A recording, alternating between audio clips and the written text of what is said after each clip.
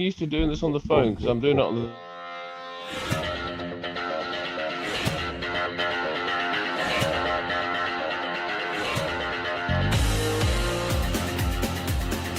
Welcome to the Bleeding Burgundy podcast, a Washington Commanders podcast for fans, by fans.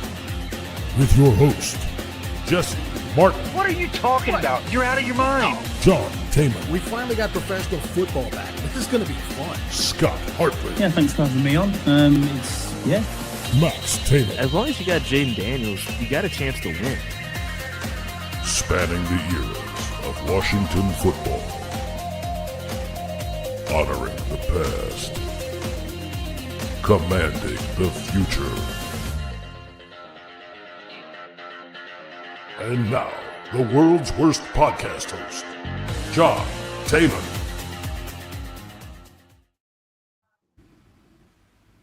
Hey, everybody. Happy holidays. Merry Christmas. Happy Kwanzaa. Whatever it is you celebrate. I hope you have a good one. It's this week. It's this coming week right now. Hey, man, it's the Bleeding Burgundy podcast. I am the world's worst podcast host. My name is John Taman. It says right under me in the phone book, world's worst podcast host. I didn't put it there, but I figured since they must have probably had some kind of error, I might as well accept it.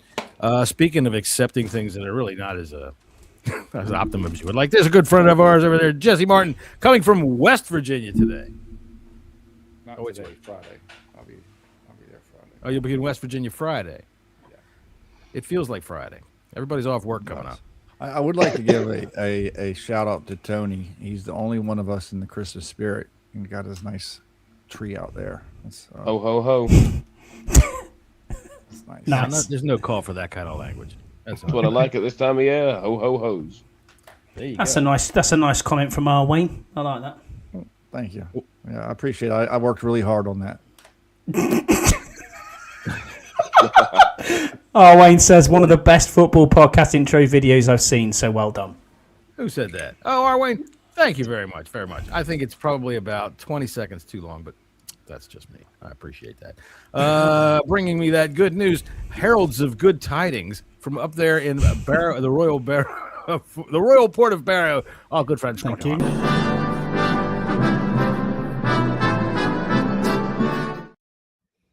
Now, Scott, you are, for the 18th year in a row, the Christmas king of the Royal Port of Barrow. Is that not true? No, I'm the court jester this year. Yeah, So I'm not buying into that. I know better. The king comes to see you. King Tiny Hands comes to see you, and he King made Sausage you Fingers for the 19th year in a row. And you pass out what, like farthings to the starving children? Tony did there. King Sausage Fingers himself. King Yeah. Sausage Fingers. There you I thought go. he was Yeah. playing Baby Jesus this year. Who, me? Not playing baby Jesus. Yeah, Scott was. I think Jesus had a little more facial hair, even as a baby. Probably did. He grew a better beard. Yeah, I can't grow a beard. That's true. I wish it was flourishing like farthing Max's, anyway? but there you go. Huh?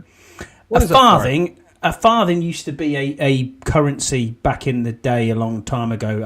I don't know. I'm not pre-decimal currency, so I couldn't tell you. it was a All right, big- okay. Honestly, because if it's something y'all use now, you just understand it's got the word fart in it, and I can't take it seriously as a currency. Tony, do you know what a farthing is? I think you pretty much covered it, mate. Yeah, it was currency, but I don't know, it was a long time ago. So I think what you did was you paid a shilling to some woman who would bust her ass in one of those big, gigantic bell dresses that they all had to wear, and then you just got to lift the flap. Anyway, speaking of lifting a flap, how you doing there, Max? Hey, Dad, how's it going? It's going pretty good.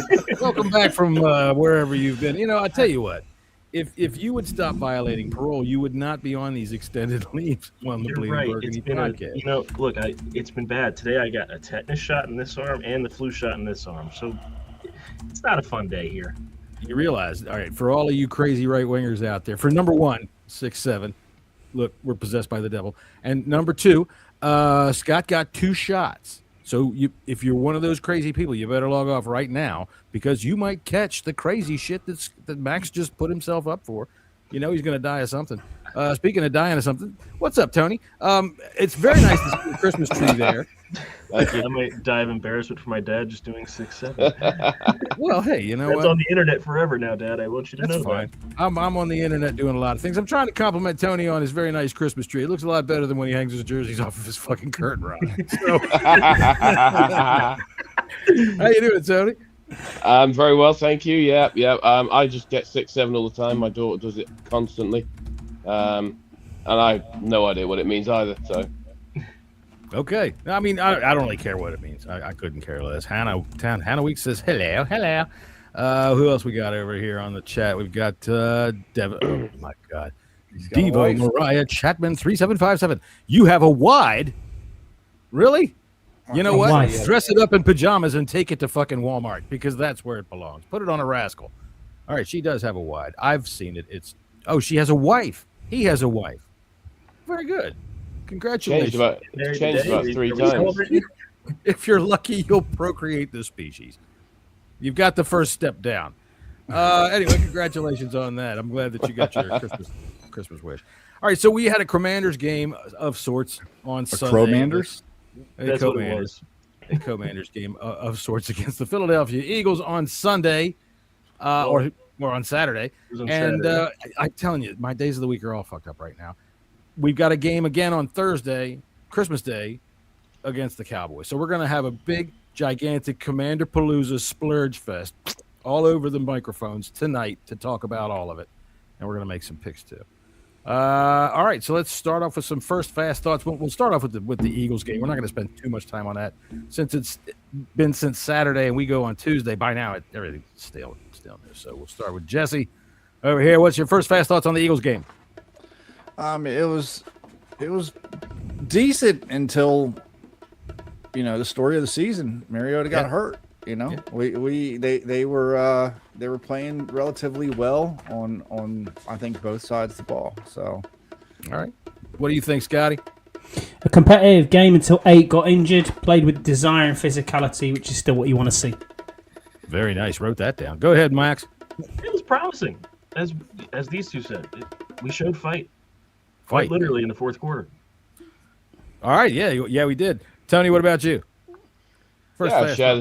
Share the guy's sentiment. Competitive, played hard, tackling, let him down again towards the end, which again, story of the season. I'm gonna. I don't know that I was buoyed with any confidence, but they were definitely in the game until Mariota got hurt. But again, there was things that I just wondered about from a coaching standpoint. Specifically, why the hell Johnson what's his name? Jones. Jack Jones. Cornerback Jones. Johnson Jones. Oh, Jonathan Jones. Yeah, 31. God, Jesus. I don't want him anywhere near the team. And I mean, I sound terrible by not remembering his name. But you know what your name is to me right now? Target. Because, man, they ripped him apart. I don't know why they didn't have Hamilton in there, even though, I mean, we're not talking about the future of the team here. And I don't think Jones has a future with the team. So at least try to stop somebody. Anyway, Jesse, we'll go ahead on what you thought. Go ahead. Expound on your first fast thought.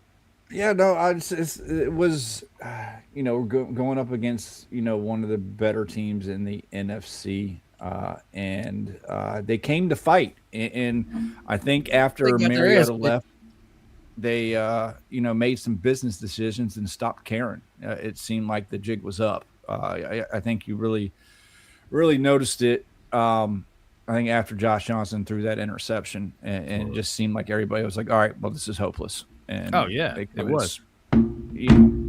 Quan Martin, get this guy off my team. I mean, yeah, he is. I try to hold in for him and thought hopefully he'll get better, but the way he tries to tackle, it's just like he just doesn't want to get hit. Embarrassing. Yeah, I have to agree. So when you say that you have to stop caring, Scotty, who would you say is Karen? My wife. She's not a Karen, but she is called Karen. So, who do you have to smart? Who do you have to stop? Did you say? Well, no, I'm just going further back off of what you had said earlier about how you felt about the game. We were in it till Mariota got hurt. We were, yeah, definitely. We definitely were in it. I mean, they came with physicality. They played well in the first half. We were talking in the chat. Jesse was at the game, so we were like, "Look, this is competitive. It's okay. You know, it's not too bad a game. I could have coped with exactly where we were at half time, and I thought this is better than I thought it was." That's what I'm saying. But it was better than I thought it was going to be. A lot better than I thought it was going to be. And then, as Tony said, and to expand on his point a little bit, it got to the fourth quarter. Tackling lets us down. Injuries occur. Josh Johnson comes in, and as soon as Josh Johnson came in, you kind of knew the writing was on the wall, unfortunately. Yeah. Tony, since he took over some of your point there, go ahead and follow through with it. Yeah, I mean, just on the tackling side of it again, you know, up to that point, I thought they tackled fairly well. There was a couple of good open field tackles, you know, the sorts of things that generally they've been missing, and then, you know, it all came out late on in the game, and I think that was probably, as Scotty said there, once Johnson came in, you know, we knew it, they knew it, the Eagles knew it, the game was over. And I think subconsciously then, you know, tackling's a state of mind. Yeah. And you know, if you suddenly decide you're not going to be quite as committed to the tackle, especially on someone like Saquon Barkley, you ain't going to make the tackle, and that's what happened at the end. You know, yeah, Wagner still tackles well. He was able to. I mean, he does. Yeah, Wagner's outstanding. Wagner had his best game. McGee, I thought so. Flashed. I thought McGee really flashed. Man, you know how you're watching the rest of the NFL and you see a big, fast linebacker that can diagnoses quickly and closes and takes a guy down, and you go, "Damn, I wish we had one of them." Well, we do. And to me, it's a bit of a mystery as to how it took so long for Dan Quinn to say, "Oh, he has my attention." Dude, it's fucking Christmas. I should hope so. How is he just now? How did you not see that before? Max, any idea? Well, yeah, he's been not this year so much. Last year he was injured. Well, I think when you're trying to be competitive and you're trying to run nickel, like with how Joe Witt was running defense, you only have two linebackers. And for Jordan McGee to get on the field, are you taking off Frankie Luvu or Bobby Wagner? You know what? The way he's been playing, I mean, I know Bobby's the best tackler on the team, but what are you missing when you've got a guy that can do what we see McGee can do? I think you kind of hit the nail on the head there, John. Once Quinn took over, the defense has changed a little bit, and not only is McGee stepping up, but Wagner's been playing better too. He has, even in pass coverage. He's been a little bit tighter. It seems like he's a little bit more free. As before, when Witt was calling plays, he seemed stiff at times and kind of slow to move, maybe overthinking. But the past couple games, you know, he got a touchdown scored on him against the Giants, but that was just a damn good throw, damn good catch, but he was sticky on coverage. Jesse, to compound that, the biggest thing that we're seeing too is a difference is we went from a man to a zone look. It's a lot easier to play in front of you as opposed to facing. And you can see Bobby Wagner can't chase unless it's running in a straight line. Right. Now, the Eagles kind of picked it apart, you know. Because that's what you're going to do. It's such a soft zone, and that's the thing that you have to think about is if you're playing a zone and you run a dagger concept, which is an in and then a streak behind it, that the zone – how else can I display an in other than using my wrist? Well, no, I wasn't saying anything about that. I just thought it was like the newest dance move. We should all Jesse, that wasn't an in. If it was an in, that would be a different thing. But you have the Giants running in. If you have a zone coverage there, it's getting pulled for the streak. So you have to expand that zone back, which is going to leave a very soft spot underneath. The problem I have with that, man, is how many times that happens on 3rd and long. That they just get that big soft spot underneath, and then there's nobody there until he can get the first down. He has to fight for a yard, even though it's like 3rd down and 18. They give him those 17 yards. One thing I will say about this game overall is that this Eagles team is a shadow of itself from last year. That's a certainty. Yeah.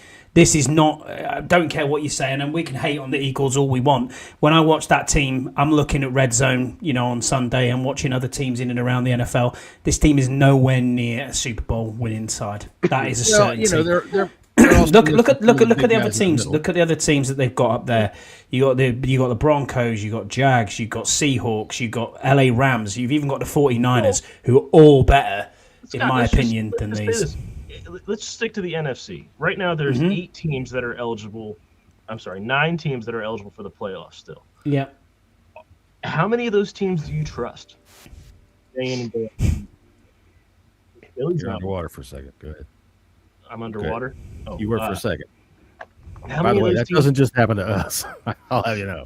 How many of those teams do you guys trust? Do you trust Chicago to go in and win on a day-to-day basis? Do you I trust think Philly? Well, no, I'm not Hey. trusting Chicago to win on a Wednesday or anything. Okay. By the way, you know Scott threw the Jags in there when he's talking Super Bowl teams. Because frankly, He's in the AFC, He's keeping score. in the AFC, the Jags are the team I trust the most. Absolutely agreed. Oh, y'all are crazy. I mean, it's absolutely, Won six straight, Jesse. Who do you it's trust? absolutely wide They have. open, isn't it?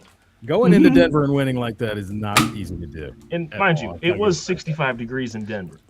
Understood. I don't care. It's still mile high, and that is a But- big, noisy crowd. They We always got off the top. We got off the topic anyway. Sorry, Tony. Back to our game. What else is new? All right, so let's see. When we're talking about the Eagles last week or the game last week, I think we're all thinking the same thing. We already said it that we thought that the game was within reach while we had Mariota in there. So Agreed. I am curious as to his opportunities going forward. I think we're going to see our third string quarterback this week because I don't know how many stitches he got. And since it's time for the injuries, we're going to start off with our new injury intro music just for Christmas.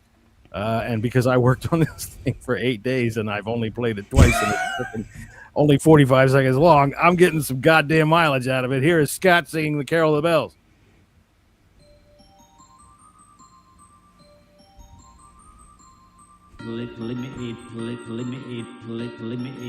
Limited. It's questionable. It's questionable. It's questionable. It's questionable. Doubt. Full. Doubt. Full. Doubt.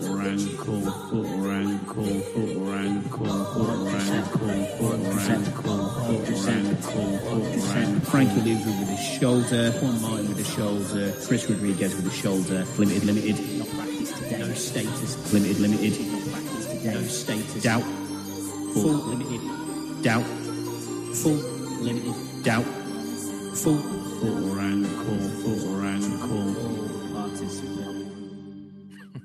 There you go. All right, so let's hear the injury report. There you go. Yep. Injury report then from today. I'm looking at it right now. Nick Ballore in concussion did not practice Monday or Tuesday. Marcus Mariota right hand stroke quad did not practice both days. Deron Payne back did not practice both days. Laramie Tunsil oblique did not practice both days. Jane Daniels left elbow limited both days. Then we have Brandon Coleman shin full. George Fant knee was full both days. Bobby Wagner did not practice yesterday, veteran rest day, and was full today. And then Colson Yankoff was full both days. Eddie Goldman, concussion protocol, did not practice and went to IR today. And Jalen Lane, ankle, did not practice and then went to IR also today. Do we know how many stitches Mariota got? No. Apparently he was stroking his quad, according to Scott. So No. It's on his Stroke quad, yeah, sorry. Yeah. see what you did there. It's on his throwing hand, yeah, that's why we signed Jeff Driscoll. Because I don't think they trust Josh Johnson at all. Well, I don't blame him. there's no one else to play quarterback. I hate to say apart from Sam Hartman, who's getting paid £250,000 to sit being Jaden's best mate, give me that job any day of the week. I mean, I can make a good cappuccino. Jesus. I mean, you stroke his quad too for. I would stroke his quad for $250K a year, no problem. Look, I mean, that boy has the best job in the world. He's a good-looking guy. He's Jaden's best mate. He's running scout team. What a great job. Sure. So- And I'll tell you what, I think that the people that are making about, well, if we kept him on the practice squad for so long, if he isn't going to be able to play him too, you don't want him to play. You have a short memory if you think he should play. If you're one of these people that say, fuck it, let him play. No. If you want to see records broken against your team, that's when you let him play, because that's what's going to happen. He's going to throw 104 interceptions, and I'm not even joking. It's ridiculous how bad that man is. And when you say, I always ask you this, and Tony, I'm going to throw it to you. when they say, okay, well, why have you wasted a practice squad spot on this? All right, for one, Scott mentioned scout team, and two, what else are you going to do with it? How much value are you going to get out of that slot anyway?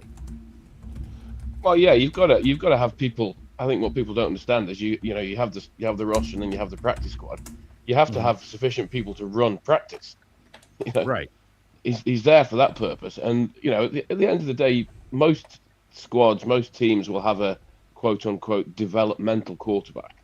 That never goes anywhere. Yeah, right. That never goes, and that's what Hartman is now. Like you said, do you want him to play? No, absolutely not.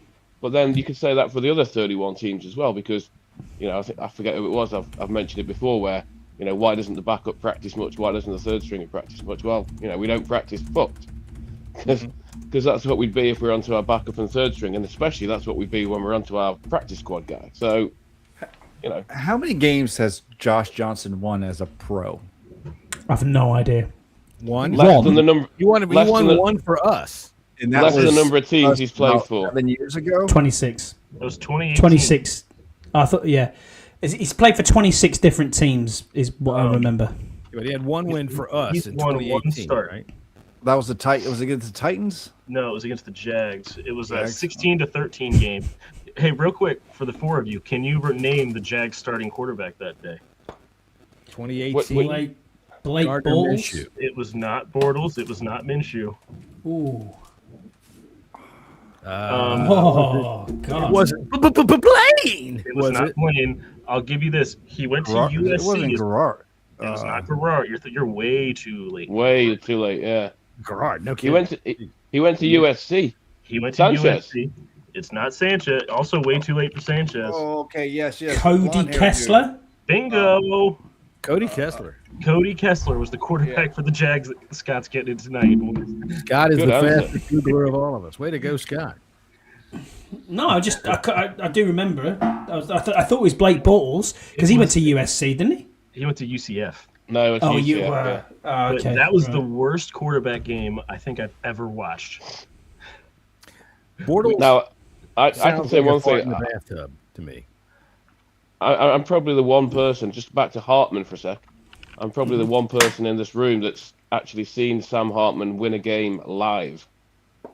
Okay. Oh, Well, yeah. I mean, we played for Notre Dame. You must have seen that because he's done nothing in the pros. Was that it? Yeah, Of course. Yeah, that in Ireland? It was in Ireland. Yeah, he was useless in that game as well, but they still won. Yeah. Because they had two running backs, and one of them was Jeremiah Love, and he only had about 10 carries, but he was ridiculous. Who was it I wanted to sign in the preseason? Because we had a good long argument. I was livid about keeping Josh Driscoll. Johnson. It Who? was just Driscoll? Was it I Driscoll. said Driscoll? It's Driscoll, yeah. You and I wanted he's just signed. You and I wanted Yeah. Driscoll to be kept on the roster, but you also this past preseason said we could trade Sam Hartman for a third-round pick. Well, I mean, maybe. Maybe. And then he played. And we were like, okay. I mean, the guys had shoulder surgery, so you've got to expect that there is going to be something there. But in the preseason, he was god awful. He was dreadful. So, yeah, all of you people that are like, why shouldn't we just see what Sam Hartman has? You have. It's the same. To me, it's kind of like those people that they pay a private detective to find out whether or not their wife is sleeping around on them. And when the guy goes, I got pictures, the guy goes, let me see him, and instantly regrets the minute he looked at him. That's exactly it. I want to see Gardner Minshew. No, you don't. You are just like the guy who stepped off the ledge and went, oops. The guy who, I'm going to end it all. And then the second that air's under his feet. Oops. For those who still want to see Hartman, y'all saw Josh Johnson on Sunday. Yeah. All right, imagine that about 20 times worse. I mean- and then there's Hartman. Look, it's Cardinal sin number one to not throw late across the middle. And Josh Johnson not only did that, but he also threw to the one guy on that side of the field. Right. Oh, yeah, everything was wrong about that. Everything was wrong about that. But, I think that the bottom line point with all of this is, as Commanders fans, Redskins fans, we know what this is like. Josh Johnson's even in our vocabulary because we had to pull that son of a bitch in off the street after Thanksgiving one year to be in just the position we're in right now. So expectations should be completely tempered.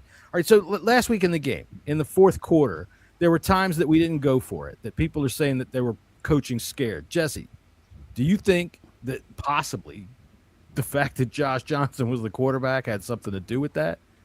I think not only possibly, that was exactly the reason why. Yeah. I mean, Mhm. I agree. like, fucking A, motherfuckers are bitching about, oh, let's lose this game for draft picks. And then the same motherfuckers bitch, oh, they're scared. Why didn't they fucking go for it? Get the fuck over yourselves. Like, Oh, yeah. Yeah, but Quinn admitted it, didn't he? Quinn basically admitted that.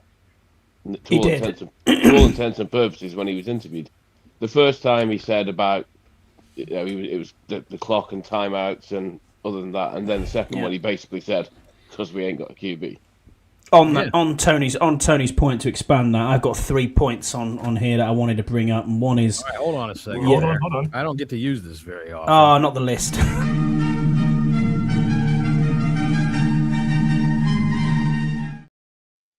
Ladies and gentlemen, Scott Hartley with the list of the week.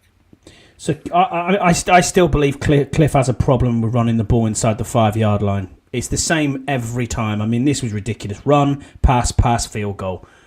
Come on, bro. What are we doing? You're trying to get in your bag again. Now, two other points which we'll get into. Referees. I want to talk about referees. That's for sure, because I thought they screwed us in numerous occasions in this game, more so, and it was more prevalent in this game. But coaching points is what we were talking about there. I'm saying if you're going to lose this game, you're down 11 points. You're on the 44-yard line. Why are you punting it away? I mean, I get it. It's Josh Johnson that's in there. You got 6 minutes left. You basically give up at that point. And then why are you challenging a play that's already been reviewed? Yeah, someone's obviously told him somewhere. That actually happens more often than people realize. I haven't seen that before. He thought he made it in. So I For a thought while. that was silly given the spot on the field. All right. Okay. That's where I thought, because If you're challenging the spot, then I can understand that. But I am. I always, you hear me say it all the time. When people say next man up, I always say you have tiny balls because you're just trying to sound tough. One of the tough guy things that I absolutely believe is that when you get to the 1-yard line, I don't give a fuck. If you can't get 3 feet, go home. All right. Chin straps on and run that motherfucker right up the middle, because that's how you get in the end zone from the 1-yard line. So for me, if we are down there, don't waste the chance on a timeout to gain 4 inches. Just line up and run it like you know you can. Just say fuck it, who cares? We're gonna do it anyway and do it. Max, you haven't said anything for a while. Say something. Something. All right. There you go. Thank you. what do we think about fights? What did you think about the fight? Oh, Jesse, you were there. What did you think about the fight? In the stands or on the field? The one on the field. On the field. Okay. When we got ejections, obviously, I don't know. Was there fights in the stands? I'm probably assuming there would be. Most likely. I mean, it was probably 80% Eagles fans there. Wow. Okay. So I'm sure there was probably some fights. Listen, I mean, that still shows that this team has some passion, and they are getting in their feels a little bit. They don't want to be fucking losing. So I kind of appreciate on that fact. But I mean, if anybody's punching anybody with the helmet on, they're fucking stupid anyways. I mean, That is daft. like, that's just fucking The only dumb. way I can see you do it is you do that open hand where you get a hold of the face mask and shove that dude's head. Otherwise, yeah, if you're coming in whacking, I will say this: Mikey got the best of that big boy. Mikey did. had his hands up in that dude's face and then got his helmet down underneath and came up with it, wham, with the old wrestling move, got him up under the chin. Way to go, Mikey. What do you think of Mikey on Sunday? Well, Tony, we'll go with you. He's been kind of under fire. Yeah, he's been under fire. I think he's been a bit more solid in recent weeks. I don't think he's been quite as bad. You know, he's obviously playing more on the outside now. He's still the odd bad play from time to time, but I don't think that he's.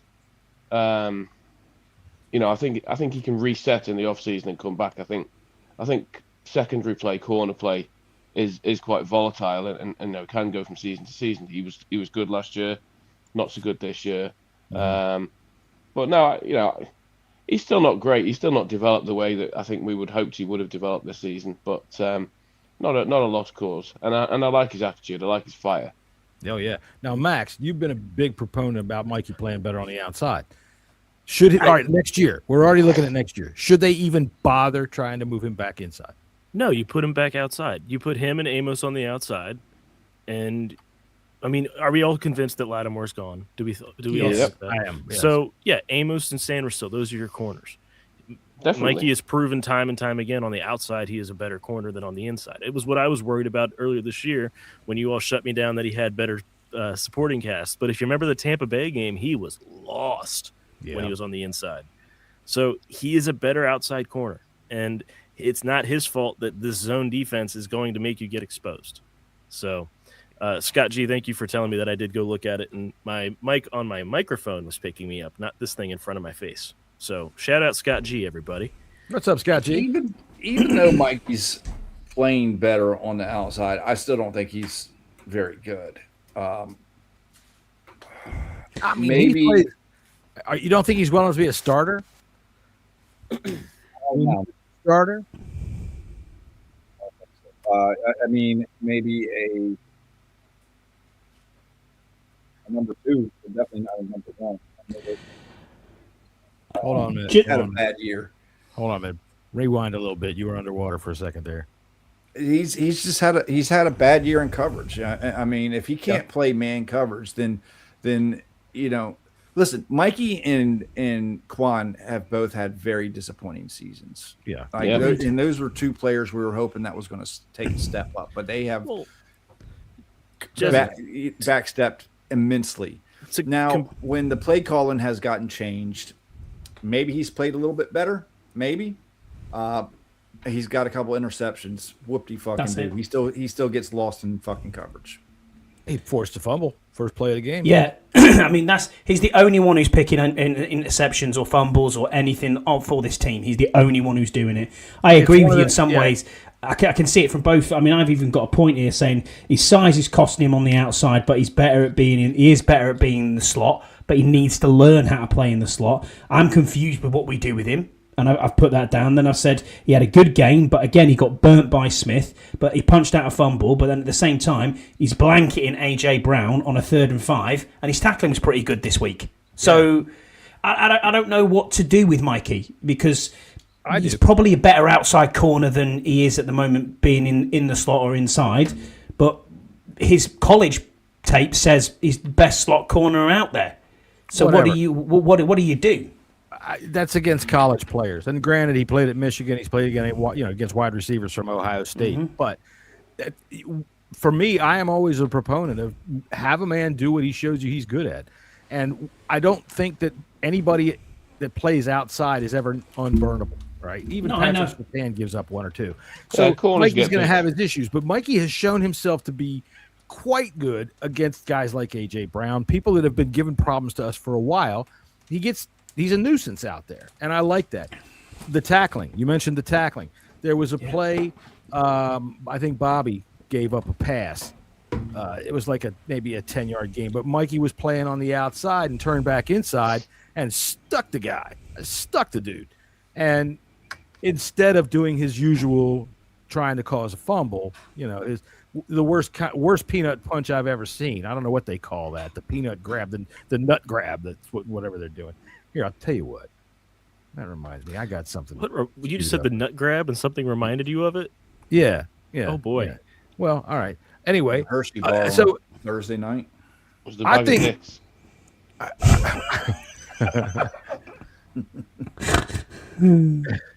All right, real quick. Let's just do some butt pats and head slaps from Butt pats. Butt pats from Tony. You're underwater, John. Yeah, after you play, and we gotta see if we can fix this. But after you play a audio, your microphone always goes out. It's not just us. All right, I was watching Command This last night. Hey, shout out to Steve and Dev and Sean. Yeah, I think I got it right. Anyway, they had the same issue. People go underwater and they use the same software we do. Anyway, quick butt pats and head smacks. Go ahead, Tony. Butt pat's got to be Bobby. I think first game of the season. We've already talked about it, so I won't go into it in too much detail. But yeah, I mean, he's still clearly not the player he was. Clearly, still struggles a little bit in coverage. But yeah, man, God, he put some. His experience, his knowledge, his leadership, the amount of big, he was plugging gaps. He was basically everywhere. So definitely Bob. All right. What did you, Max? I've Mikey Sanders still for the opening kickoff. That was big. That was big. We didn't score. I mean, we kicked a field goal, which I would point to Scott and say, okay, so they took the points. Was that?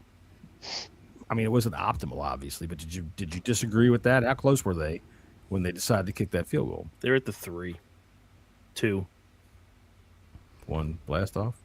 Yeah, they're at the 2-yard line. Scott, you're a butt pat. I don't care. Offense, defense, just pick one. Jacob Martin, career high, 5.5 sacks now, and he got a strip sack. So yeah, that's good for me. Yeah, good forced fumble, and just like anything else this year, it bounces right back up into Hurts' hands. Jesse, butt pat. Jordan McGee. I like how he's come on, and he's hopefully developing into a solid future mainstay at linebacker for us. I'm going to go ahead and say Terry. I don't think the passing game was tremendously good, but I always like that. He scored, if I'm remembering right. No, I didn't think so. No, Max is saying no. Scott's saying yes. We didn't have a passing touchdown. You're right. I'm still going to go with Terry. That was the Giants game. Right. I'm still going with Terry because fuck it. I'm trying to move on. All right, let's get a head smack real quick on the game. We'll start with you, Jesse. Anybody you want to give a head smack to? Martin, man. I'm tired of fucking looking at you. Yeah. Quan, you looking bad. Scotty. Yeah, I'm going to go exactly the same. Quan Martin, he intercepted a Hurts pass that was called back for illegal touching from Harris. And the thing that pissed me off with this even more, right, is in that if you're doing this on a, it's a coaching point. Just bat the ball down. Why are you picking it up there? Because if you pick it and you catch it and intercept it, we're starting from the 5-yard line. If you bat that ball away, we're starting from the 45-yard line. Yeah, but you know what? You don't have any clauses in your contracts for balls batted away. Yeah. No, I don't give two shits about that. You want to start where you've got optimal field position. Learn, right, Quan Martin. Don't tackle with your nameplate. There you go. Head smack. Which way was I going? Scotty got me all twirled around. Who's next? Me and Max. I mean, is it even worth it to say Josh Johnson? Yep. Yes, it is. Look, was that I don't care. How long has he been in this league? 17 years. To throw a pass like that? You've been in this league 17 years to throw a pass like that? That is the guy who has been with the company for 30 years in the mailroom as a clerk. Now you need those mailies, man. You need that. You need those guys for the mail. Well, whatever. He's the only one that knows how to seal the tube before it goes up to his job. Yeah, all right. Dedicated to being stuck. Head smack from you, Tony. Go ahead. I was going to say Quan Martin as well, but I think I'll give a joint award to the 5 or 6 people that missed Saquon Barkley on that touchdown. They can all have it. Oh, I mean, they're trying to strip the ball, and they do it terribly. They grab at it like they're little kids. Man, give it. No. Does anybody know what to tackle them, and then while you're tackling them, bring them to the ground, then fucking strip the ball. Punch at it. I mean, we see how to do this. If you really want to cause a fumble, I have yet to see anybody on our team actually try to punch at the ball. They don't peanut punch at all. They grab it like they're purse snatchers. Drives me fucking bonkers. My head smack is to Cliffy. Look, I like C-Rod, but after the performance that Bill gave the week before, for him to only have 8 carries is an abuse. Yeah, that irritated me too. I was like, that was aggravating. Why? I mean, why not? What was the problem there? How do you look at what he was able to do and say, all right, don't get me wrong. You know me. I like C-Rod. I think he's a good running back. But you have to be able to be smart enough to balance what you've got. All right? So you got to question, how do they, like, I don't know who's in charge of what personnel is on the field. You know, I think that's through the position coaches, but Bill should have started. Absolutely. And that is on Cliff or Dan Quinn or whoever. Bill should have had the first snaps of the game. That to me isn't really, I don't mind all that so much. It's the fact that C-Rod doubled his snaps. or doubled his touches, I should say. I'm sorry. He had 17 touches, and I think that Bill had 8. And after that game that he had the week before, what are you, crazy? Come on. No, I agree. I'm with you 100% on that. Yeah, that's fair. All right, well, I'll tell you what. Before we move on to the Cowboys game, I'm going to play some Christmas carols. All right, we got some Commanders Christmas carols, and we're going to start with this one. Harry Smith, by the way. Get your hot cocoa, everybody. On the first day of Christmas, the Commanders gave to me a season of pain and misery. On the second day of Christmas, the Commanders gave to me 2 million injuries and a season of pain and misery. On the third day of Christmas, the Commanders gave to me 3 catches by Noah Brown, 2 million injuries, and a season of pain and misery.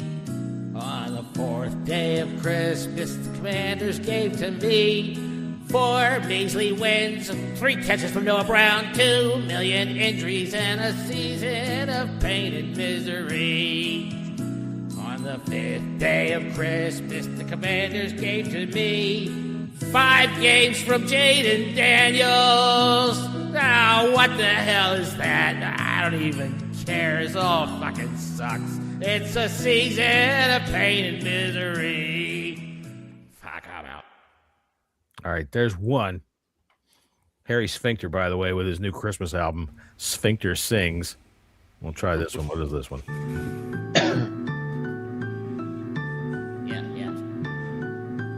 There goes the running back, there goes the running back, right around the left end. He's smashing the cornerback, running like he's on a track, kicking one at the rear end. Mikey can't tackle, he goes for the fumble, gives that ball a little slap. So stop all your crying, cause Bobby's really trying, he just had to take a little nap.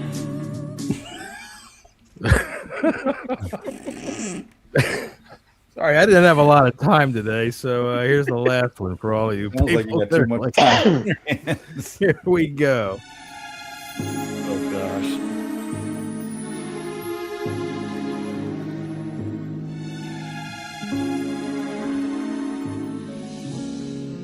It's third down and long, we need to make a stop. The tight end makes a move with a little smile. Bobby thinks a minute, hey, where did he go? And the tight end is past him by a mile.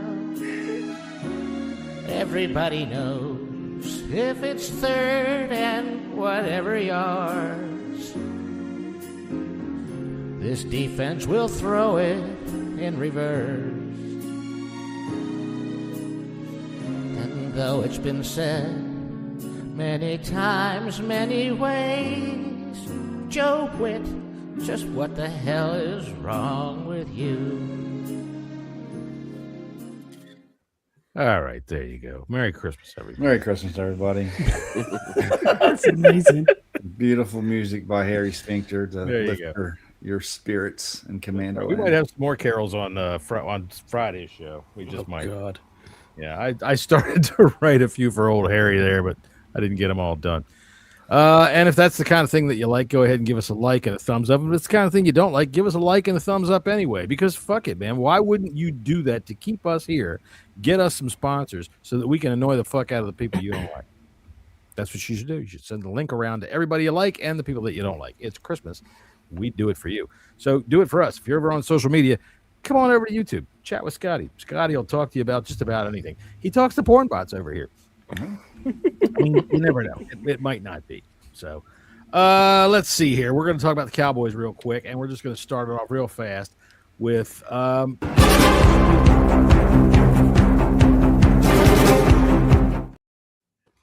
this is like game who gives a fuck. Josh Johnson may start. Jeff Driscoll is winging his way east, coming from Arizona. Sam Hartman is being mentioned. I mean, Jesus Christ. Santa Claus thinks that America has been very bad if he's making us watch this. But, all right, so what's there to watch in this game? Tony, what do you got to watch in this game? What are you looking for? An excuse not to watch it. Sorry. Okay. That's a pretty good excuse. It's Christmas Day. My missus won't let me watch it, so that's probably good enough. I have no idea. I honestly, I'm trying to summon up the enthusiasm to think of a reason. I think we should just run the ball 97 times. Yeah, just run the wishbone. Yeah. You know, There you let's go. go back to the 90. Yeah, let's just go back to that. Let's have 3 running backs, Wildcat. And the Dolphins win a game like 10, 15 years ago, just playing Wildcat the whole time. Yeah, they beat Brady around in the backfield like the old frogs used to do. Let's do that. Let's do triple reverses. Let's do, Why not? Let's just go crazy. Why not? Except don't let Sam Hartman play. That's the only why not we won't deal with. Well, no. All right. So how do you think we win? Oh God. It's too hard of a way to win. By detonating the Cowboys locker room before the game. Okay. Well, there you go. Terrorism. That works. Yeah, terrorism. I don't know. They're just gonna. I tell you, these Irish, man, they go right for the bomb, don't they? Wow. I got somebody. We blow the fuck out of them. That's how we win. Somebody sent me a joke today about Jerry Adams, who used to be the IRA. I saw that. That was fucking brilliant.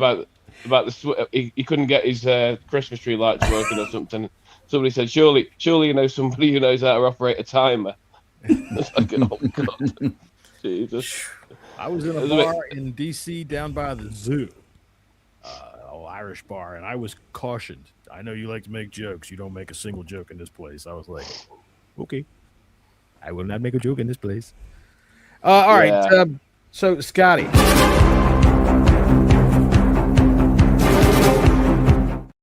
What we got to do to win? Run the damn ball and try and get somehow to Dak Prescott. There isn't much. I honestly don't think there's much hope here. But okay, all right, Mac.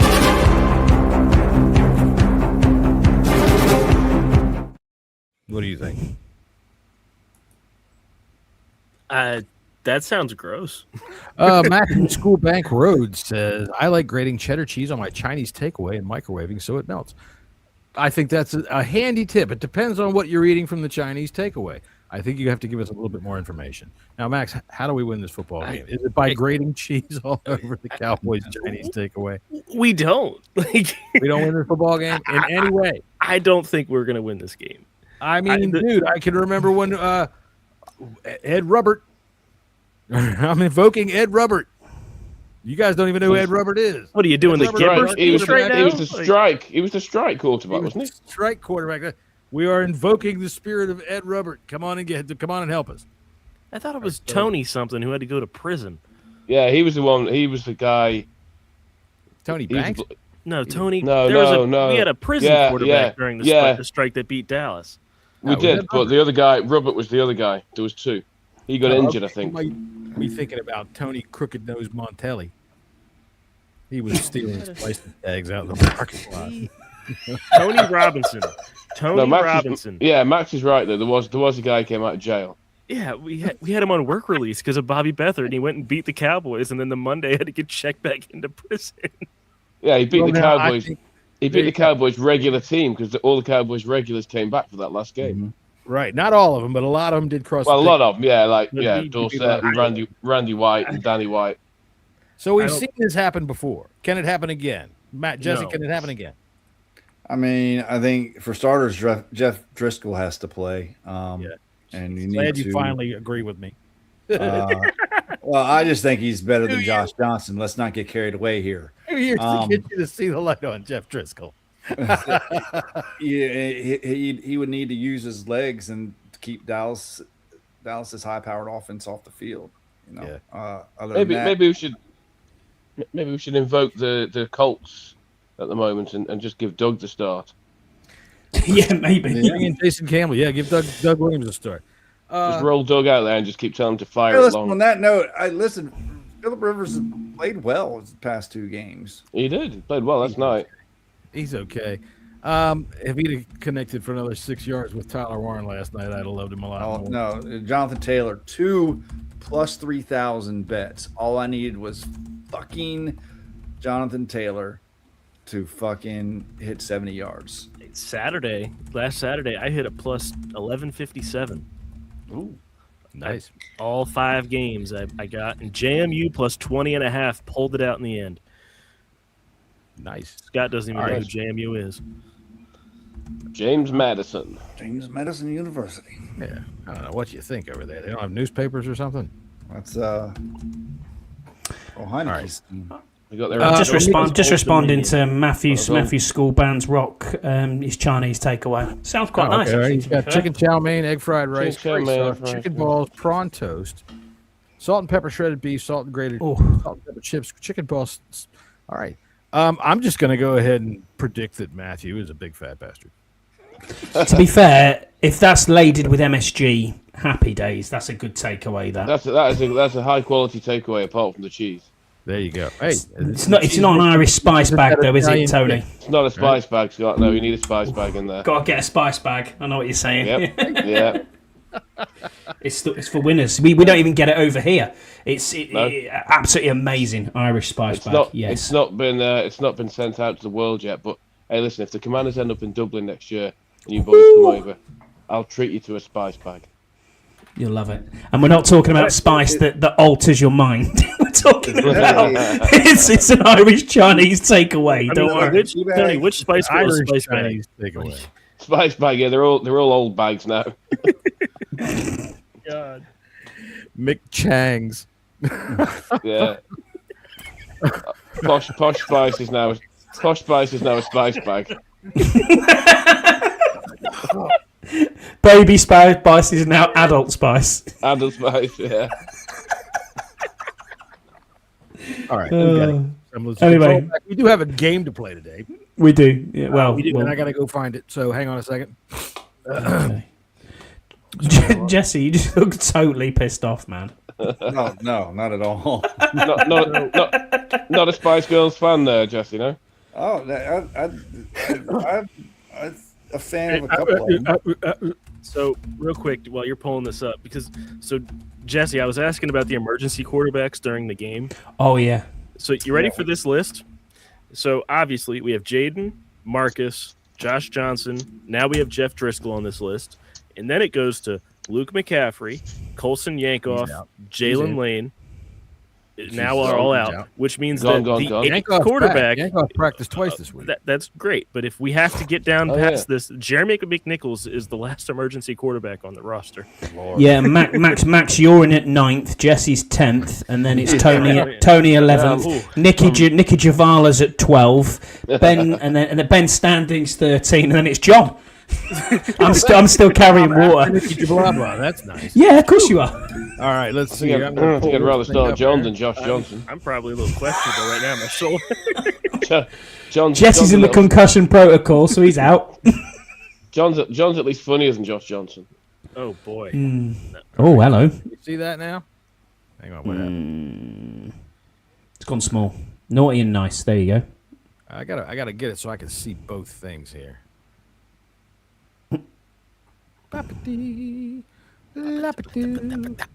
All right, so now we can see everything, right? What's everything?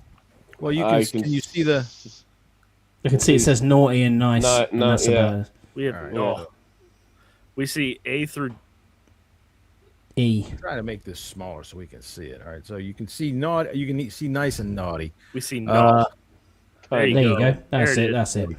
All right. So what I'm going to do is I'm going to reveal a name within the Commanders organization, and we are going to decide whether they are on the naughty nice list, the Santa Claus's nice list or the naughty list. There you go. And if you are out there in the world, because we are culturally sensitive, and you don't believe in Santa Claus or anything like that, well, fucking whatever, deal with it. I'm sure whatever thing that you think brings stuff at Christmas has a naughty nice list. All right, so the first one would be. I have to remember how I set this up to do it and where I get my quickies are. Hold on, where's my stuff? It's going to be on the 3 dots to the right. Yeah, of course it's got to be difficult. All right, so. Nope, go one over. Oh, there you go. Okay, I see how you're doing it. All right, Javon Kinlaw. I think he's on the nice list. Same. Yeah, I'd vote for that. All right, that's 2 votes on the nice list. Oh wait, what the hell's that doing? That's the wrong one. All right, who else? Everybody? I think he's on the nice list for sure. I think it was an excellent signing, and he's panned out. It's 4. 4? 4 Anybody votes, with yeah. him on the naughty list? No. All right. So all 5 of us have him on the nice list. The next would be Deron Payne. Ooh. Naughty list or nice list? I would think if we're gonna say Kinlaw is on the nice list, we have to put Payne there. Yeah. He's had a very similar season. Yeah, I'd have to agree. I mean, he hasn't done anything to be put on the naughty list, but Yeah. Well, he did punch Amon-Ra St. Brown in the face. okay, So- you got to give him credit for credit's You due. gotta definitely keep him. on I'm the all nice right with list. that. Yeah. All right, Yeah, I'm- nice list. I got him on the nice list too. I think that they should bring him back. All right, let's see here. Not for that I mean, price, people but yeah. expect, when people say, okay, we should bring him back, everybody thinks, oh, well, he's got to be a superstar then.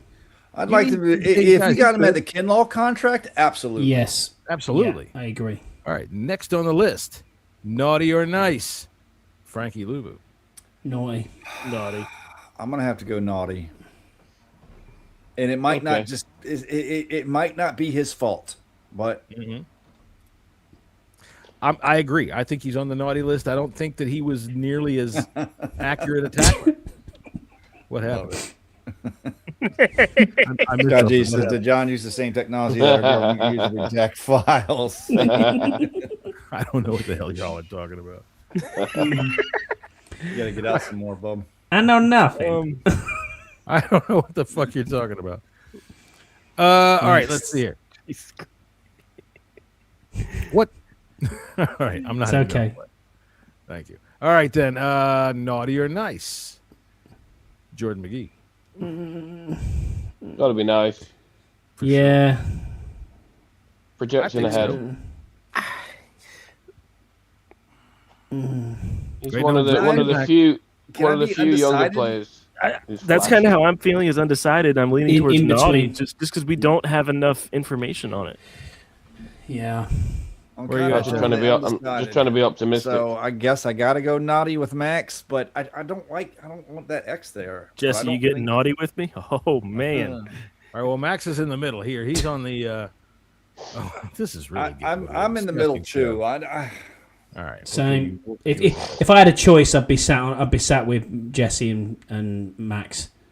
well, All right, that's then. the So, thing. are This we is your saying show, like you do naughty in this. terms of how he's played, or in terms of his future, or what? However you want to view it. You're Santa Claus. Well, I'm saying nice then because he's one of the few that's I agree. I say got an nice. opportunity. He's Got an stepped up opportunity in the to past play. 2 games, but That's it. I I wanna think see what we more. can see out of him is enough for me to be excited about what we're going to get out of him. Mm-hmm. Yep, that's what I'm That's thinking. fair. That's fair. By the way, I for our Christmas potluck thing, the game we did the right left game. I ended up with this bottle of Jack Daniel's Tennessee Honey. It's actually nice. it's pretty damn good. It's sweet, Yep. but I thought it was like Southern Comfort Sweet. I wouldn't even drink that shit. That's my drink, Joe. Neighborhood. What, this? That's what I drink. Yeah. Oh, okay, good. Well, I'm having some tonight. And it's pretty It's good. nice. And I'm having it in my official Jaden Daniels glass. All right, so the next name on our list. Naughty or nice? Bobby Wagner. Oh. Nice. Yeah, I'm going. Gotta with be nice. nice. Gotta be Yeah. nice. Yeah. Easy. I'll go nice because he is the best tackler on the team, but I don't need to have him back as a starter next year. Same. I mean, I agree. I agree with that, but I think he's done everything in his power for this team, and I got to give him appreciation for that. Yeah. I would like to be able to make this thing bigger. I just don't like the way it shares on the screen. I look at myself every day and ask that. Yeah. Mikey Sandersstill. Naughty. Naughty Mikey. gotta be naughty overall, isn't it? Yeah. Yeah. I'm going to go in the middle here. Oh, you. I think he's in the same boat as Luvu, and because of that, I have to go with naughty. Yeah. I'm going I in the agree. middle. I think he was misused. I think that he has taken a step backwards due to coaching. But I think that we see the capability of what he can do when he's got it a little bit better. I really think that next year's make or break. If we get a good defensive coordinator, I think Mikey moves right back into the nice list. Yeah, he could well do. All right, let's see. Could well do. All right, next on the naughty nice list, Troy Amos. Troy? You mean Trey? I'm gonna go nice. Troy Nice. Aikman. Yeah, he was a bright spot. Very good. He was our best corner that we've had all year. Max? Yeah, nice. All right, we're all on the nice list. Good kid. All right, let's see. Next on the list. We have a lot of them here, by the way. Quan Martin. Oh, terrible. Naughty. You know, Naughty. is there worse than naughty? Can we just put him on the coal list? Yeah. He's getting cold. Yeah. All I'd right, so cut him. everybody's out on Quan. I don't want to think I'm out on him totally, but I am. he hasn't showed me anything. Cut him. I'm hoping that he can bounce back from the injury, but I think we can improve on him completely. Ryan Kerrigan. Line coach. He's played about as well as Quan this year. I'd say he's actually on the nice list. He's turned. right. Our edge rushers haven't been great, but they also haven't been terrible. Tell you what, I thought was he's done watching the Eagles, Jalen Hurts, two thoughts. He had all day. And the second thought is, even with all day, that motherfucker can't pass. He is not accurate at all. I mean, Okay, at all. so How so do you two. miss a 6'8" fucking wide receiver who's wide open over there as badly as you do? I don't understand it. To clap back on your point there, John, I mean, if you're looking at Ryan Kerrigan and saying what is he dealing with, he's got you can't polish a turd, but at the same time, you know, I'm looking at this and saying Drake Jackson had a team high 3 pressures. He only had 30 snaps and 22 of them were defensive end, and then obviously the other one which we talked about was Jacob Martin. You know, he got a strip sack. He's done good work with Jacob Martin, And that's what I'm saying. These are 4th and 5th string ends if we haven't got injuries. Who called out Jacob Martin when he saw him earlier in the season? You did. Yeah, I know. So did Jesse, let's to be see here. fair. But What's that say there? What did he say there? Thank you, Scott. Did John use the same technology that our government used to redact files? No, that's above my pay grade, Scott. You're about 15 minutes late to that joke. We've been through this. Yeah, I'm not allowed to redact anything. I'm putting Ryan Kerrigan on the nice list. I think I think, like. like Scott said, with what he's had to work with, I think he's doing as well of a job as you can. All right, Tony, where are you on this one? Yeah, I think so. I think he's limited, very limited by what he's got. So he All right, can't, I'm he's not a miracle worker. Okay. I'm going to admit that was a trick. I put him on there because everybody likes Ryan Kerrigan, but the real guy that we want to talk about here is this dude, Daryl Tapp. How do we like Daryl Tapp? Naughty. yeah, Naughty. agreed. Gotta be. That's Our- Tony, you on naughty? Yeah. I think so. Yeah, Our interior line has been a Twinkie. A Twinkie. see what you did there. Cylindrical and creamy? I don't know where you're going with that. Put some of this together here. All right, so we are on. I'm still in on Daryl Tapp. You know, I think it's a situation of not a lot to work with, but I think he brings to the table a lot of fire. And I think that when you look at somebody like Javon Kinlaw, who everybody had written off, laughed at us for signing him, and what he was able to get out of him, that's a player that stayed healthy for him. You know what I mean? And he did exactly what we wanted him to do. Now, I'm not riding Daryl Tapp just on the strength of I hope so. Kinlaw, Clip but you know, injuries are going to take their toll, especially when you lose both of your edges. So I'm in on Tapp. Who are we missing on this vote? Anybody? Yeah, I guess you can put me in there with you. I guess it's kind of I'm undecided, to be honest with you. I'm not really. If they kept Tapp at defensive line coach, I wouldn't worry about him too much. Yeah. Let's see. Wasn't a Twinkie one of the Teletubbies, by the way? No, it's Tinky Winky. Looks slightly like me. Scott was there. The Teletubbies there. Tony. Yeah, it was bad because Tinky Winky got addicted to crack cocaine, so that's why it stopped. We had to stop. You know. Yeah. Meth. Tinky Winky, Dipsy, La La, La La, Ho, Teletubbies, Teletubbies. Say hello. They got better pursuit speed than our defense. I thought that was Bobby Wagner in the yellow. But yeah. Yeah. Right. Higher. Quan Martin missed all of them. All right. Next name on the naughty nice list is Tommy Donatel, defensive backs coach. Get the fuck No. out of here. Fire, He has to go. See ya. fire. Enjoy selling used cars. Yeah, these guys. I just don't know how you cannot have him anymore after that performance from this defensive back team. Shocking. Sounds like he All needs right, to go back to let's the mafia. see. Ken Norton, linebacker coach. No, I'm putting him in the naughty as well. I'm think he's putting him done- in the nice list. I wouldn't think tell he's him to his done nothing. face. No, I wouldn't either. I'll put him on the nice list. I like Ken Norton. I think that our Yeah. linebackers. I mean, we've got an age issue there, but I Shite. like him. We not only do we have an age issue, we have a defensive scheme overall issue, and that doesn't necessarily land on Ken Norton's shoulders. right. Yeah, he can go on the nice list for me because I don't want to upset him All right. or his dad. Stuck here. All right. So that's and then Max. Where are you? In the nice list as well. No, I'm the only one on the naughty list. I think he's been shite. I don't think he's developed anyone at all. Luvu's regressed massively. Whether that is down to him or it's not, we haven't seen Kane Madrano. We haven't seen Callie, the other one, Keho, who's KOing himself. Okay. So no, it's not. It's not for me. All right. I think he's been robbed. I think he's had a poor season. All right, so you see where we're standing right here. Anybody that's just now tuning in, if you're just now tuning in, give us a like, give us a thumbs up. I swear to God, it takes time to put together these spreadsheets for you. All right, let's see here. Naughty nice. Joe Witt. Come on. Next. Just everybody's on there. Yeah. Thank you. Ad infinitum. Yeah. Next. George Banco, the defensive quality control coach, who couldn't really be the guy whose entire this is all his fault.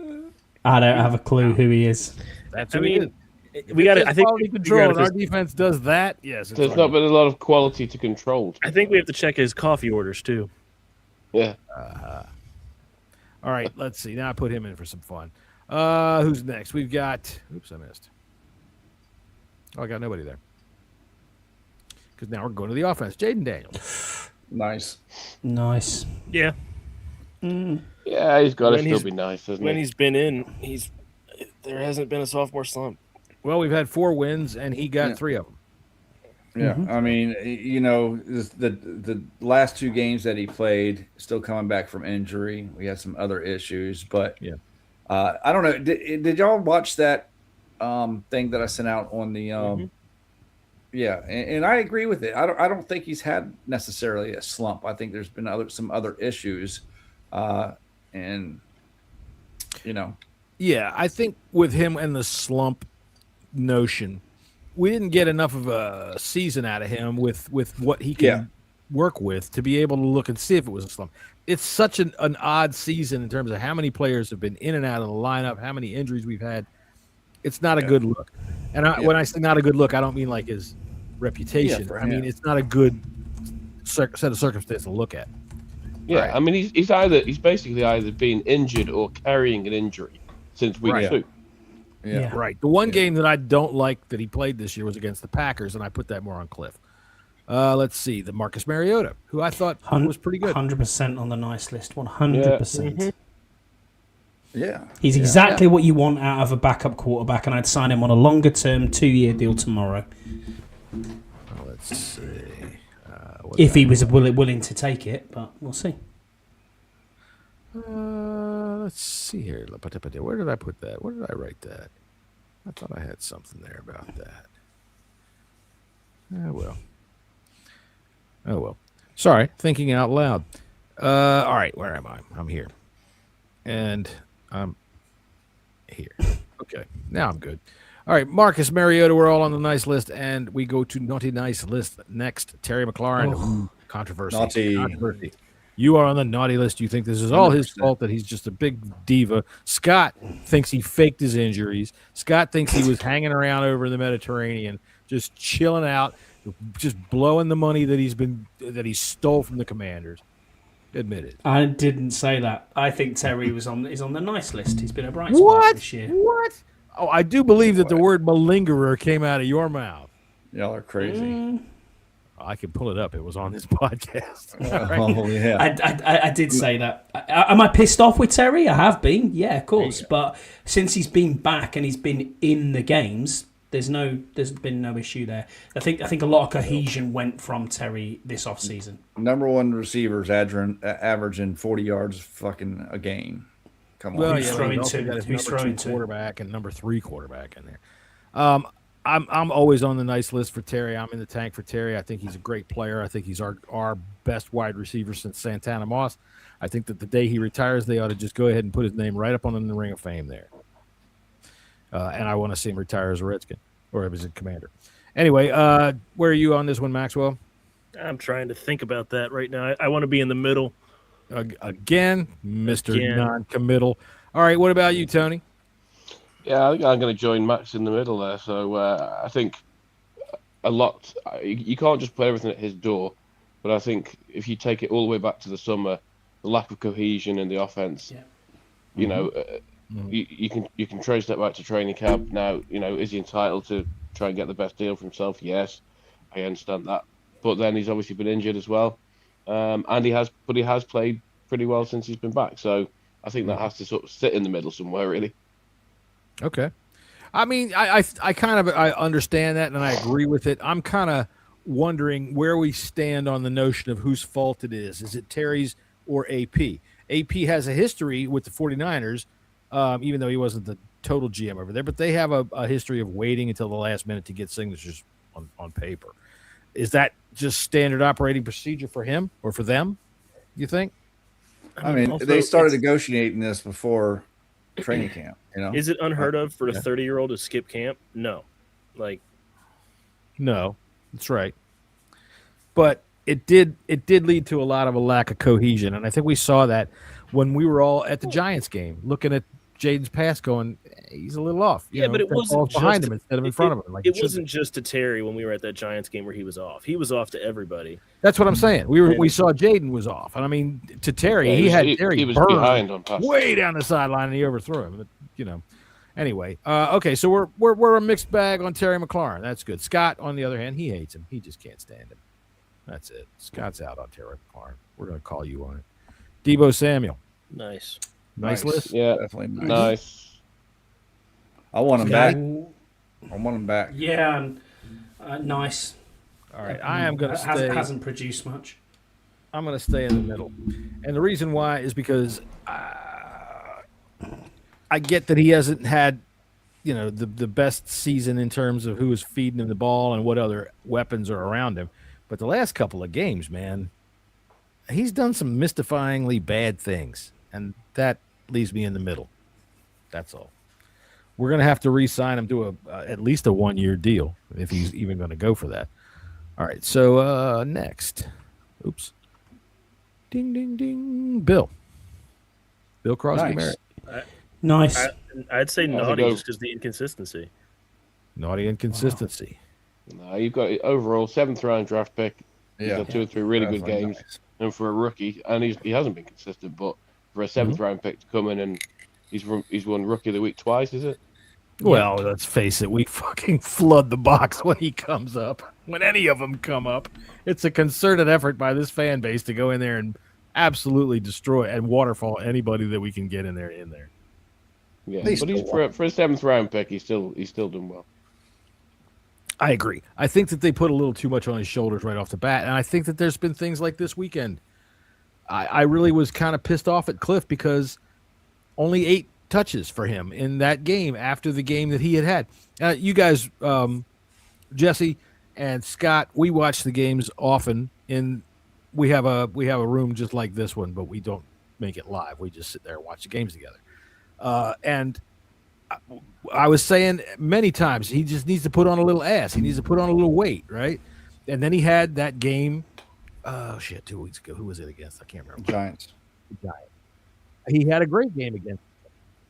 So for Cliff to go away from him to double the carries for for Rodriguez, I thought was just, and it wasn't like, it was early in the game that Mariota went out. There was plenty of time to be able to even that shit out. I didn't like that. So I like Bill, but I am going to be on the fence a little bit. Who's on don't like with Bill? Me. You? I'm on like with Bill, but I think a season, an off season in the weight room, and an off season with a training staff in the NFL to get him a little bit more ass, and he's ready to go. All right, let's see who's next. Jesse needs a little more ass. Ben Sinnott. Clip that. Ben Sinnott. I'm going undecided here. No, I don't like being a fence rider, Scott. It's undecided. There's just not enough productivity. Yeah. Agreed. Okay. Still Where are you undecided. at, Tony? Yeah, I think it is undecided. I mean, I've heard right. lots of discussion about it, but I think it's still too early to tell. Okay. I'm on exactly the same, John. Exactly the same. These last two games, I really want, they need to see what they got in Senate. And so I do think they need to game plan for him. We don't have nothing really to play for, but let's see what you got in this guy. Let's see if he's got the opportunity to be the future. If you go back and look at, especially the Giants game, man, he was open a lot. Yep. Go back and watch the all 22 film. He caught one really good pass for a big gain, but if you go back and look at it, man, there could have been quite a few more, and he could have had himself a game if he was just targeted. I am going to go in the good list. I'm putting him in there because he's 9 for 9. All right. He's had 9 receptions on 9 targets. He has not had too many targets for whatever reason. I've heard on John Keim the idea that he might not run the best routes. But when they do throw him the ball, he brings it in. So I'm with you, Jesse. I want to see these next 2 weeks. I think we see what we have in him. I know what we have in him. People are going to want to see it though. But 9 for 9 speaks for itself. He's made a couple of big plays. He made a big play 2 weeks ago, and he made one in the playoffs. But do you agree with Scott G here though as well? He's saying he hasn't forced his way in. It is more of into the team. Is more of a reason to put him on the naughty list. How do you force? That's a good point. I tell you what, we're going to put one over here for Scott G. That's a good point. I don't know how you force yourself to do that. Well, because they're seeing these players every day in training. Surely, if you're doing something in training, you'd be elevated, or you'd be targeted more. You'd be schemed into the game. I get it that tight end is Zach Ertz is the tight end, and as soon as he's injured, it's like right next man up mentality. But why is Yankoff getting more targets than him? He's not though. I don't know where anybody's getting this. He did at the time. They have the same amount. They got like 2 targets, chances, 2 catches. Well, it could be the route running. If Sinnott's not getting open, then that might. That's what I'm saying, Scott. By practice performance, yeah, I agree with you. Is it what's happening in practice? Laramie Tunsil's 100% nice. Nice. Mm-hmm. Yeah, I'm all for re-signing. I want him re-signed. Yeah, at whatever fucking market value he decides. He's still got a year left on his contract, right? No guarantee. Yeah, he's got no guarantees. No guaranteed money. No guaranteed. I don't know if he's got a year left. Actually, no. Has he? I think he is a free agent. Actually, I think he is a free agent. Not at the end of the season. He's not. I don't think. No, I don't think so. I thought he had 2 years left. Yeah, but I don't think he has any guarantees next year. He's got at least one, I think. Yeah, we have an out after this year, but next year he does have. Yeah. He's got a lot of good money next year. Goodness. Does he? Mm-hmm. Where are you at on this one, Max? 21. He's nice. got $24 million cap hit next year. Who am I missing, Tony? Yeah, I know Tunsil's been great. He's been everything you want. It absolutely mystifies me. I've heard people saying about whether they should, he wants $30 million and whether he's going to be worth it. Pay the man. Yeah, a stud left tackle is not growing tree. Yeah, people talk about left tackles. We've moaned for years since Trent's been, since Trent left, and other teams that don't have decent left tackles are complaining about trying to find a left tackle. Well, we have one. It's fun. It's funny, Tony, to back your point up. When he came in here, he was already a top 3 or 5 left tackle in the game. And then people are like, oh, we're signing this guy. Oh, it's a blockbuster trade.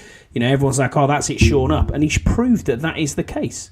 Yeah, look around the left tackles in this league and tell me, I don't think there's many better than him. There's a reason why none of them have ever come available.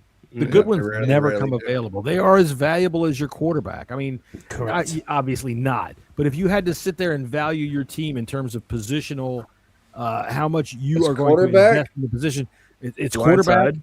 Edge rusher and your Blindside. blind side is That's it. basically 1A or 2A, 2B right there. Right. Right. Just Your baffles left me. I've tackle heard most of the people. time is because your quarterback's right-handed. All right. Yeah, I've heard next people up. say, "Oh, we should get." Brandon Coleman did well last year, and we've drafted Connolly. Connolly's a left tackle, really, so he should go to left tackle. He's a right And tackle now. Give Tunsil's money to someone else. Give over, will you? For these folks that go, he's a left tackle. No, he was a left tackle in college. If you move him over now, he's starting over again. This is the pros. It's a wholly different beast. Cliff. Noi. Naughty. Yeah, he's nice. No. The hate on Cliff is absolutely outrageous. No. Totally I think disagree with you. Tony, I where you think at? considering that everything that's gone wrong this season, if you look at the metrics, even though to the eye it maybe hasn't been as pleasing, the metrics are still not too bad, and he's had some moments, but I'd still have him on the nice list. I'm going to keep him on the nice list. I like his creativity. I wish he would stop outsmarting himself, and I'd like to see him.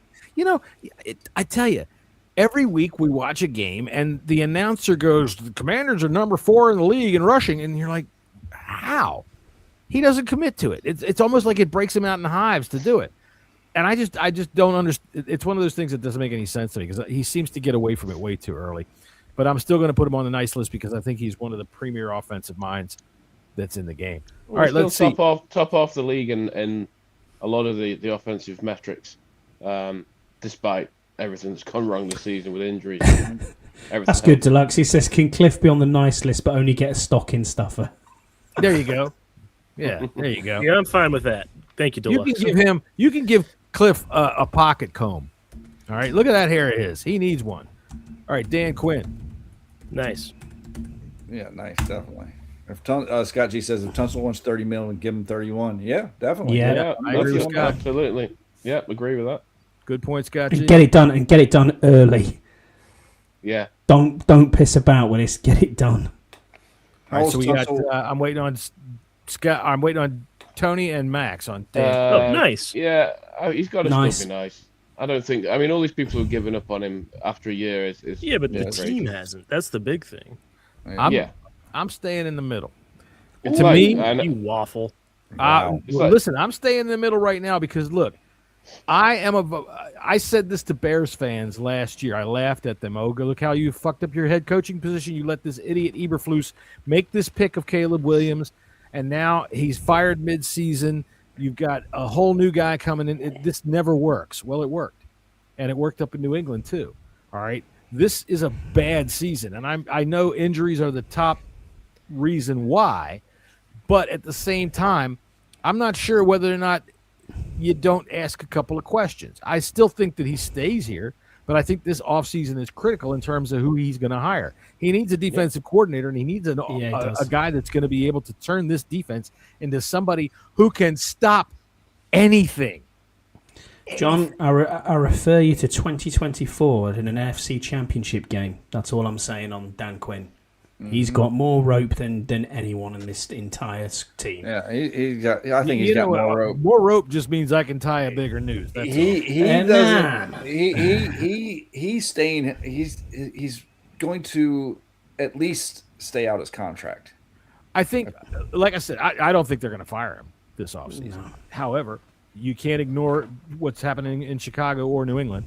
But then you can look at that and you can say the same thing happened here last year. Well, maybe it's a new coaching setup, and they don't have nearly the injuries in the. Exactly. It's all about circumstances. That's why I say this offseason is critical because injuries aside, what Joe Witt did to this defense was criminal. It couldn't stop anything. Literally, we said this before when we've seen the Vikings get the ball at the 1 yard line, and JJ fucking punchable face McCarthy drive that ball 99 yards, and you knew they were going to do it. Right, we said it before when we watched this team say, "Okay, what do you know? We got a chance for the back-to-back at halftime. We score. The other team has 48 seconds left, and you know they're going to give it up, and they do." So to me, I don't think there's anything wrong with asking asking some hard questions. You know, having a serious review, a serious evaluation. You know, look in the mirror. But yeah, firing somebody after a bad season, it's like in England at the moment. I've got a load of friends who are Liverpool fans. You know, they won the league last year. They won the Premier League, and they've had a bad run, and they're all demanding the coach be fired. I mean, Right. It's And just people bonkers. Are we sure? People aren't taking into into consideration how Josh Harris himself works. Okay, he's a process-oriented owner. He's like that with the Devils. He's like that with the Look at the 76ers NBA team. Oh my God! He's going to take the time. I think AP and Quinn are here for the long haul, even if we have a couple bad seasons in the process. I'm looking at who he's hiring this year. That's all I'm saying. I like Dan Quinn. I think I put him in the category more of a Jimmy Johnson, a guy who's a very good motivator and delegator, not necessarily a very good X's and O's guy. But you got to find the right coaches. You got to find the right coaches to be able to get the best out of these players. And so far, that's been a failure on defense anyway. All right. He's got to get the players in here, and that's not necessarily all on Quinn. I mean, that's you're right. He's got to do his part too. There he is, Adam Peters. Naughty list or nice list? I'm still going to keep him the nice list for now. I think that I agree. You know, I think that the way they put the roster together this year was a bit of a, you know, was always a bit of a gamble. It's an old roster, you know, and that hasn't worked. And for that, you could criticize him and with some justification. But at the same time, you know, everything from 12 months ago works. Everything this time didn't. I mean, best out of 3. Let's see what happens next year. All right. So where are you on? You're on the nice list? Yeah. All right. Max. Nice. Scotty. Nice. I think I'm staying on the nice list with Adam Peters. I find it frustrating that fans don't recognize how little there was to be able to shop last year when they go, oh, you should have done so much more. Yeah. Wasn't a whole lot more you could do. Now this time you ask us this time next year, our opinion might change. Right. Yeah. Lattimore worked out or didn't work out. Tunsil has worked out. Debo injuries caused that to be different than it should have been. But I think that these folks that look and say, oh, you know, he failed to build around Jaden. I think he built around Jaden okay. You know, you go get a tackle in the first round. Okay? Right. You go get you got your bookends in one offseason. Yeah. You got a developmental wide receiver / punt returner. You know, badass punt returner. Who let's be fair, Jesse, he's the first punt returner since Brian Mitchell to get 2 in a season. Yeah, and hopefully he's going to develop into a good slot receiver of some kind. I mean, that's what we drafted Jamison Crowder as a punt returner who developed into a wide receiver. Yeah. Well, you got McCaffrey coming back, who had started to blossom this year before he got hurt. Exactly. So I think he's done for no GM is going to make a perfect move every time. Let's get that fucking straight. Even Howie Rose doesn't happen. I mean, hell, there was the fire Howie motion before they won their first Super Bowl. Do you remember we were all watching the draft when all the Eagles head office was looking at Howie like they were getting ready to throw him out of the room? What was the receiver they drafted over Justin Jefferson? What was that receiver? Jalen Reagor. Yeah. I mean, nobody gets it right every time. Do we have anybody left here? Nope, that was it. So there you go. There's our naughty and nice. Deluxe hits it on the head. You know, Tunsil and Connolly. I'm not so sure. I mean, Biadish is a good centre, but we need some competition at centre, some serious competition, because I'm not 100% convinced he's still in the top. He's still in the top half of centres in the league, but I'm not. I think we could do better. I could see us using a draft pick on a center. Yeah, that's what I mean. You need some serious competition on it. I think that one of the things that keeps out. Go ahead. We just don't have enough to. I think Biadish is good enough, and I think he's probably a top 12 center. Oh, I agree. Maybe even I better. don't disagree with you. But so why do we don't get under? So why do we need to replace him then if he's a top 12? I'm not saying replace him. I didn't say replace him. I said we need competition for him. I'm not believe it was having only a Julian 3-year deal. Good-Jones and people like that are sitting behind him, and it worries me that he's gonna have an injury at some point, and that's the only part of the offensive line that I look at and go. That's every team, though. You know, you can't have 2 starting quality I know. players on every position. You know that. Like, Yeah, and if we're going to bring in somebody, if we're going to bring in competition, unless you can draft somebody obviously, but if you want to bring in veteran competition who's going to be at that level, you're going to have to pay for it, and surely you better reallocating that resource somewhere else. Yeah. You have to focus it. I think Biadasz has been healthy. He's been solid. Has he been spectacular? No, but I think with the limited assets that we have, going and paying another quality center to come in, it just doesn't make a whole bunch of sense. I just want more depth, is what I'm saying. A better backup than what we've currently had on the roster over the last 2 seasons. Yeah, sure. Yeah, we always try to get some better depth, But Biadasz has been healthy. I know. That's all I was getting at. I wasn't trying to be like, let's get rid of Biadasz. He's a good center, very good. But I think I think they've done a great job of building this offensive line for Jaden. And that's hats off to Adam Peters for doing that. And that's why that's one of the reasons. Sorry, just no. Go ahead. I'll finish my point in a second. No, mate. Sorry, I didn't mean to interrupt you. It's very rude. No, I was just saying. When everybody knows how I felt when Connolly was picked, I was scratching my head. I understand the concept and why. Mm-hmm. I just didn't like the pick. I thought we had better needs. And you wanted a more the players that pick. were available, but I get it. He's doing everything that they can to protect their investment in Jaden Daniels. I agree. I think that was what I was. I mean, my point was going to be that's the last few weeks where everybody's been saying the sky's falling and it's ground zero. We've got to just rebuild from scratch, and I've just maintained and still do that it's not as bad as people think. No. There is a lot of work to do, particularly on defense, but there's a solid offensive line and a franchise quarterback. And if you've got those things, you're not far off ever. Yeah, I tell you what, without the injuries this year, this team would have looked a lot different. All right, we might not have been an NFC Championship team. I think like a lot of people say that last year was a fluke. I don't think it was a total fluke. For one, you don't fluke out of a 17-game season. You just don't. But we would have not have been a 4-win football team. No, we would have been 9-10 football team.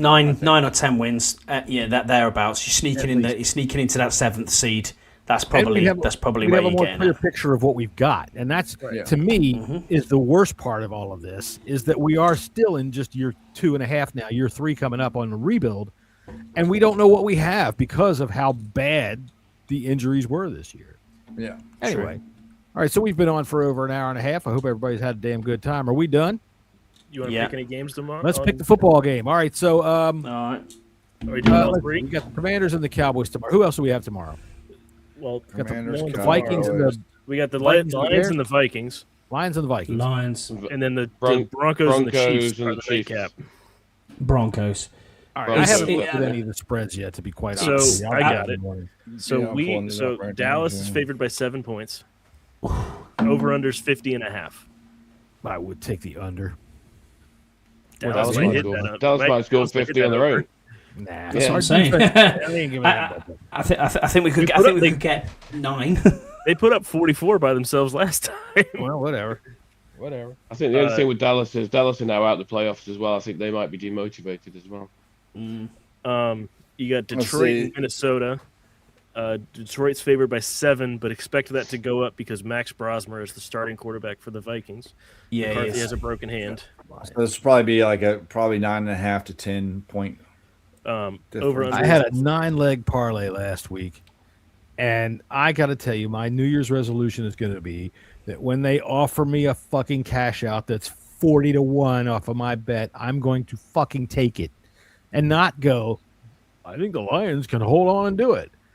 I hit every 1 o'clock game, and then I had that one Lions game at the 4 o'clock hour, and man, I ended up with 0.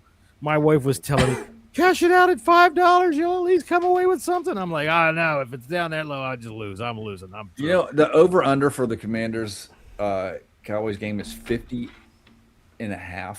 Yeah. Yeah, I just said that. We were just saying that. That's too much. Under. Yeah, under all day. And then the Broncos are favored by 12.5 over the Chiefs. This for me is the one. Is the over/under 36.5? Oh, you where got are they that playing? over all day, all day. Oh, you go under for that. That's in Kansas City, but they're not playing. Who's the Chiefs quarterback? What was the Chiefs are person on the they put in? third string quarterback whose name I can't remember. It's hold on. It's Chris Oladukin. Who? Olahuma? Him. Oladokun. Oladukin. All right, so listen. Every year I say this at the beginning of the year when we're talking about things in the preseason, and I wonder if anybody ever pays attention enough to it to see it when it comes to this point of the season. But I want you all to look at the schedule and look at how many quarterbacks are playing this weekend that were not the intended starter for the beginning of the season. And I don't mean somebody like Tyler Shuck, all right, where Spencer Rattler, they said as a starter, but Shuck has taken over, even though that could count. But look how many quarterbacks are gone right now. How many games are going to be showing you nothing but backups, for fuck's sake? Every game in this Christmas Day has a backup in it. Saturday night is the Ravens and the Packers. The Packers are going to be on their third quarterback. Right. Is Malik Willis injured? Malik Willis has a shoulder, and Jordan Love's head is still stuck in the field in Chicago. Yeah. And then Baltimore is might be starting Huntley. Lamar got a good knee to the ribs. He got his back. His back's back. Yeah, his back. Yeah, he got hit right in the ribs with a knee. He's got a bruise. My annual Christmas wish to the NFL. Look at this. Because it's Christmas time, and this is how it looks every year at Christmas time. You guys have big schedules. You want everybody to be excited and happy, and most of your games are showing garbage quarterbacks because there's the attrition level is so high. So all the motherfucking rules that you put in place that have wrecked the goddamn competitive balance of this football game, that put more of it in the referee's hands, hasn't protected anybody. You haven't managed to do any of it except fuck up the game. And now, since I'm on the subject, old man Rand. Los Angeles Rams and your 2-point conversion loss. Shut the fuck up. If there's one thing I am sick and tired of, is that anytime somebody fucking loses, the first thing they do is they change the rules. We lost. I don't know how to lose. We gave everybody a trophy in this country for 20 years. Every kid got a fucking trophy. Very good, Jimmy. You struck out 100 times in a row. Here's a trophy. And now nobody knows how to fucking lose, and the Rams are crying. Fuck that. The rule has never been a problem all the way up until the point where you lost, and now you're crying. Teach your players how to play, and that's the end of that. How you doing there, Jeffy? Mm-hmm. Okay, well, I tell you what. That was my rant for the day. Has anybody got anything left? Get off my lawn. Just want to say thanks for this year. It's been great. Happy Christmas to you all. Merry Christmas. Have a great time with your family. Merry Christmas, everybody. Merry Christmas, guys. Thanks for having me on every now and again. It's great to chop it up with you boys.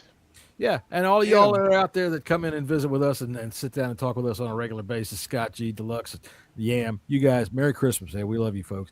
And all of you folks that come in every once in a while and chop it up with us, we like you guys too, man. It's fun. And that's why we do this. All right. So for all you idiots that ever get in an argument with me and go look at my fucking X profile, I go, it's for fun, bro. We're just here talking football. So Merry Christmas, everybody. Let me put my music on. And we will be back on Friday to discuss the Cowboys game. And then we'll make some NFL picks and some parlays. And you might win some money if you listen to us. But if you do listen to us and you lose your money, not our fault. So until then, Merry Christmas, everybody. Merry Christmas. Merry Christmas. How you doing, everybody?